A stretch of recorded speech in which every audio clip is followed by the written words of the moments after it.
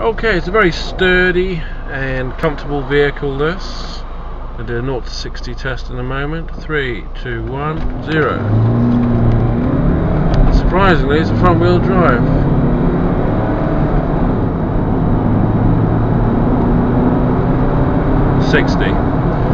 Right, well, the steering's very nice and light, and it's surprisingly responsive. There's not much of a lag when you turn the steering wheel. The wheels do turn very, very quickly, actually, which is good. A lot of cars don't do that. You get a lot of lag.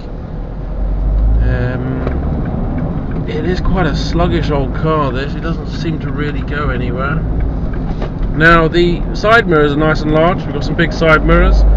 Rear view vision, not bad. It is obstructed in places by the headrest, but you can see what's going on there.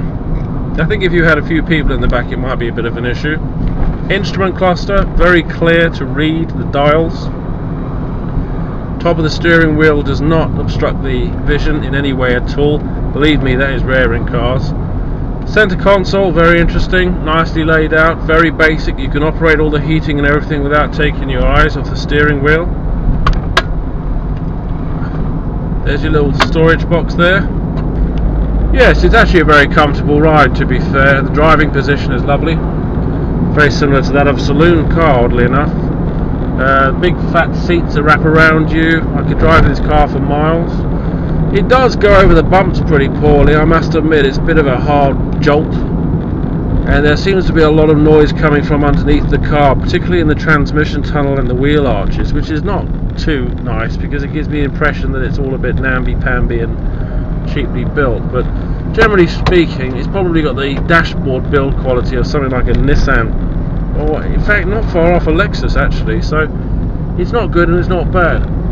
The seats are awful. They look like office furniture, but there's plenty of headroom in here. Really quite a spacious car, and you can get 5 people in here and loads of luggage, no problem. Generally, I'm quite impressed with this vehicle actually. It's not bad for the American car market because the American cars can be a little bit dodgy, to be fair. I think you're going to find reliability an issue with this car, but in terms of actual driving, it's not bad. If I give it a bit of a wiggle test, now you start to see a bit of a roll in the car, but it's nowhere near as dramatic as that, say, of a Range Rover or a Land Rover. It's got a good central point of gravity, this vehicle, and it seems to go around the corners quite well. All in all, this is a lot better than I anticipated, and if you're thinking about buying one, I would recommend taking one for a test drive. But what I would look out for when you're driving the vehicle is the steering, because although the steering's okay on this one, I could see how it could be an issue with other vehicles.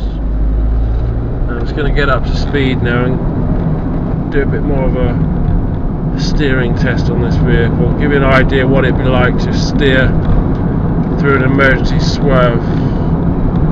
Yeah, this car is actually quite stable, and the brakes are very powerful and very smooth, and there's no gripping or grabbing as such.